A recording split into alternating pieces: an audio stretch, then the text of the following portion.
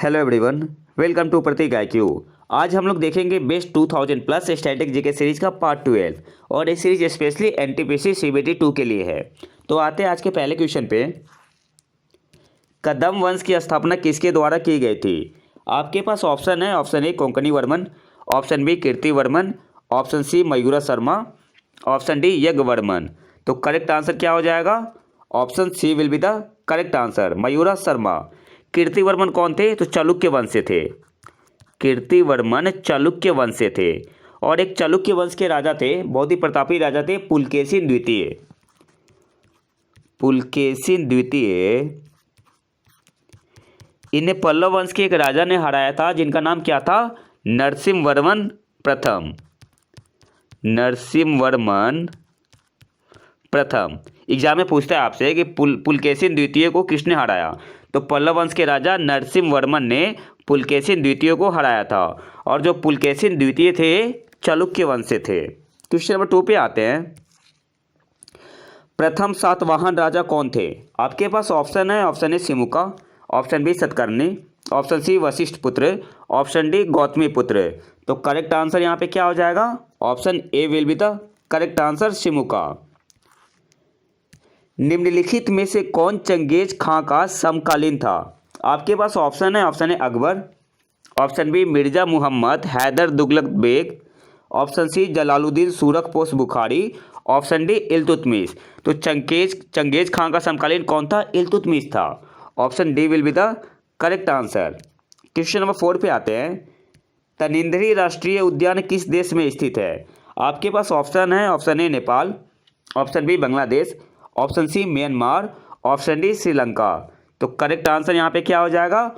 Option C will be the correct answer. Tanintharyi राष्ट्रीय उद्यान कहाँ स्थित है? म्यांमार में। क्वेश्चन नंबर 5 पे आते हैं।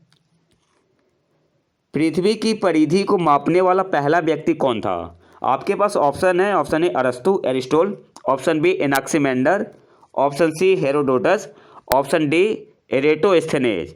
तो करेक्ट आंसर यहाँ पे क्या होगा? Option D will be the correct answer, Eratosthenes. अच्छा, पृथ्वी की त्रिज्या कितनी होती है? अगर आपसे पूछा जाए कि अर्थ रेडियस कितना होता है तो 6371 किलोमीटर, या अप्रॉक्स देखा जाए तो 6400 किलोमीटर। ये क्या होती है? पृथ्वी की त्रिज्या होती है। और पृथ्वी का द्रव्यमान या मास पूछा जाए तो कितना होता है? तो अर्थ का जो मास होता है वो होता है आपका 5.972 इंटू 10⁻24 kg। क्वेश्चन नंबर 6 पे आते हैं। जीएसटी परिषद ने, जो जीएसटी काउंसिल होता है, तो जीएसटी काउंसिल ने अधिकांश वस्तुओं और सेवाओं को कवर करने के लिए कराधान की एक 4 स्तरीय संरचना का फैसला किया है। निम्नलिखित में से कौन इन 4 स्तरों का सही समूह है?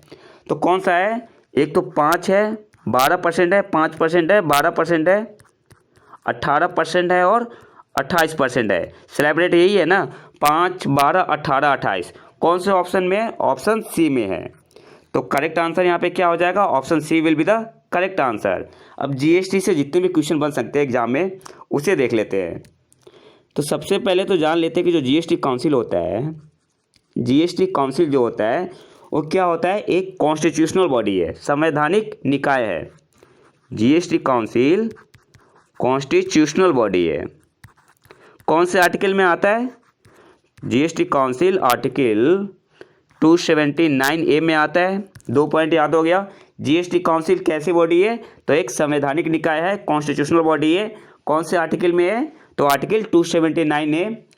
और जीएसटी जो आया था वो कौन से अमेंडमेंट एक्ट से आया था? तो 101वां अमेंडमेंट एक्ट था। और अगर पूछते बिल कौन सा था तो 122वां बिल था। 101वां अमेंडमेंट एक्ट था और 122वां कॉन्स्टिट्यूशन बिल था। अब देखते हैं जीएसटी काउंसिल में मेंबर कितने होते हैं। तो जीएसटी काउंसिल में टोटल मेंबर होते हैं 33 मेंबर होते हैं, जिसमें 2 होते हैं सेंटर से, 2 सेंटर से होते हैं। और जो 31 बचते हैं इनमें 28 जो होते हैं ना, 28 कहाँ से होते हैं? स्टेट से होते हैं। और बाकी के 3 जो होते हैं यूटी से होते हैं। और यूटी में कौन सा यूटी आता है? तो जम्मू कश्मीर, दिल्ली और पुडुचेरी। पुडुचेरी। टोटल मेंबर कितने होते हैं जीएसटी काउंसिल में? 33 होते हैं, 2 सेंटर से, और जो 31 बचते हैं उनमें से 28 जो होते हैं स्टेट से होते हैं, 28 स्टेट से होते हैं और 3 यूटी से होते हैं। यूटी कौन सा होता है? Jammu and Kashmir, Delhi and Puducherry. और जीएसटी काउंसिल के चेयरमैन कौन होते हैं? तो फाइनेंस मिनिस्टर। जीएसटी काउंसिल के चेयरमैन कौन होते हैं? Finance minister. और अभी जो जीएसटी काउंसिल है तो सेंटर से कौन है? एक तो निर्मला सीतारमण जी और दूसरे अनुराग ठाकुर। नेक्स्ट क्वेश्चन पे आते हैं। क्वेश्चन नंबर 7 पे, सिविल सेवा दिवस भारत में किस दिन मनाया जाता है?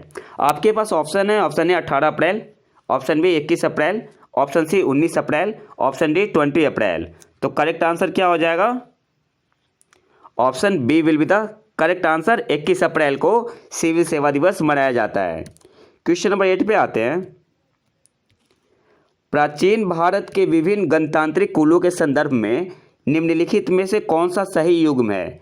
शाक्य कपिल वस्तु बिल्कुल सही है। इनकी राजधानी थी कपिल वस्तु। कोलियास का रामग्राम बिल्कुल सही है। कलामास का अलकप्पा ये गलत है। कलामास का क्या होगा? केशापुट्टा। कलामास का आपका हो जाएगा केशापुट्टा। और मल्लास का कुशीनगर सही है। तो कौन सा युग में सही है? First, second and 4। ऑप्शन पे आते हैं। कौन से ऑप्शन में 1, 2 एंड 4 है? तो ऑप्शन बी है। तो यहाँ पे करेक्ट आंसर क्या हो जाएगा? Option B, only 1, 2 and 4। Question number 9 पे आते हैं। भारत के निम्नलिखित में से कौन सा राज्य म्यांमार के साथ सीमा साझा नहीं करता है? आपके पास ऑप्शन है। Option A Arunachal Pradesh, option B Manipur, option C Nagaland, option D Assam. तो करेक्ट आंसर यहाँ पे क्या हो जाएगा? Option D will be the correct answer, Assam. Question number 10 पे आते हैं। ड्यूटी एंटाइटलमेंट पासबुक, जिसे शॉर्ट में क्या बोलते हैं? डीईपीएस, भारत सरकार की एक योजना है जो किसको प्रदान की जाती है? आपके पास ऑप्शन है। ऑप्शन ए निर्यातकों को, एक्सपोर्टर, ऑप्शन बी आयातकों को, ऑप्शन सी थोक विक्रेता को, ऑप्शन डी फुटकर विक्रेता को। तो करेक्ट आंसर क्या हो जाएगा? Option A will be the correct answer, निर्यातकों को या एक्सपोर्टर को। अब कुछ करंट अफेयर देख लेते हैं। इसमें हम लोग क्या करेंगे कि जो 2021 में जो करंट अफेयर बने हैं इंक्लूडिंग 2022 भी, टॉप 10 करंट अफेयर डेली देखेंगे हम लोग। इससे क्या होगा कि स्टैटिक के साथ साथ करंट अफेयर भी तैयार होते चलेगा। तो पहले करंट अफेयर पे आते हैं। लखनऊ में उत्तर भारत के उद्यमिता के पहले केंद्र मेडटेक का उद्घाटन किया गया। तो क्वेश्चन आपसे पूछ सकता है कि उत्तर भारत के उद्यमिता के पहले केंद्र मेडटेक का उद्घाटन कहाँ किया गया? तो लखनऊ में। सेकंड आते हैं। भारत ने सफलतापूर्वक प्रलय मिसाइल का परीक्षण किया है जो कम दूरी की सतह से सतह निर्देशित बैलिस्टिक मिसाइल है। जो प्रलय मिसाइल है वो किस टाइप की मिसाइल है? तो short range surface to surface guided ballistic missile है। कम दूरी की सतह से सतह निर्देशित बैलिस्टिक मिसाइल है। अच्छा, प्रलय मिसाइल बनाया किसने है? प्रलय मिसाइल को डीआरडीओ ने डेवलप किया है। नेक्स्ट करंट अफेयर पे आते हैं। पीवी सिंधु को badminton world federation BWF athlete आयोग के सदस्य के रूप में नियुक्त किया गया है। अब यहाँ से क्वेश्चन कैसे बनेगा कि बैडमिंटन वर्ल्ड फेडरेशन एथलीट आयोग के सदस्य के रूप में किसे नियुक्त किया गया है? तो पीवी सिंधु को।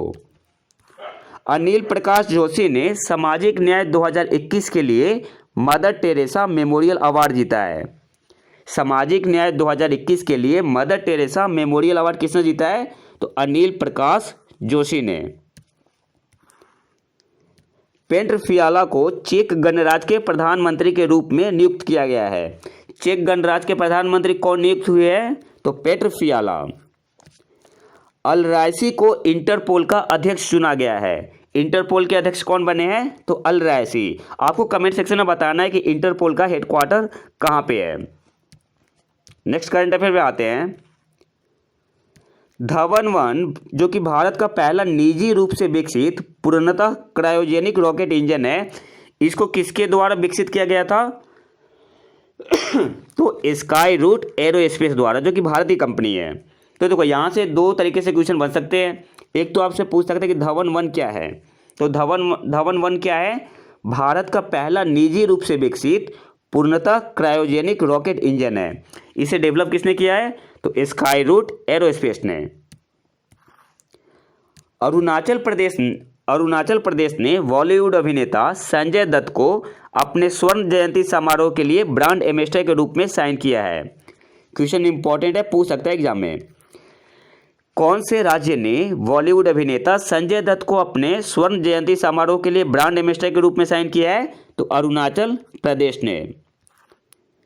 अबू धाबी हिंद महासागर सम्मेलन 2021 की मेजबानी करने के लिए तैयार है। तो हिंद महासागर सम्मेलन 2021 की मेजबानी कौन करेगा? तो अबू धाबी। और आज के आखिरी करंट अफेयर पे आते हैं। बांग्लादेश संयुक्त राज्य अमेरिका के साथ वार्षिक सहयोग अफ्लोट रेडिनेस एंड ट्रेनिंग समुद्री अभ्यास कर रहा है। बांग्लादेश कौन से देश के साथ अफ्लोट रेडिनेस एंड ट्रेनिंग समुद्री अभ्यास कर रहा है? तो संयुक्त राज्य अमेरिका के साथ।